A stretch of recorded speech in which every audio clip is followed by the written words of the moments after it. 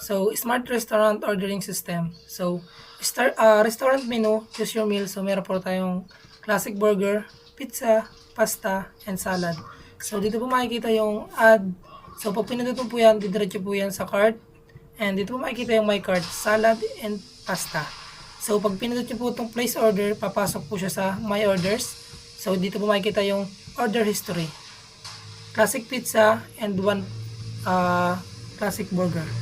So, pagpasok po na, pupunta po tayo sa admin. So, nandito po yung admin dashboard, manage orders, sales, orders, active, and meron po tayong active orders. So, no active orders ang nakalagay.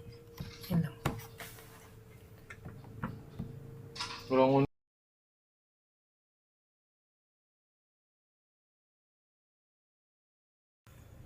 Ito nga po pala ang Academic Task Management app.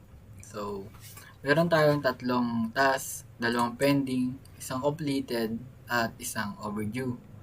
So, pag mag-add lang tayo ng task, click lang natin to. So, lalagay lang natin yung task title, then description about the task. So, pipiliin din natin kung anong course siya and subject.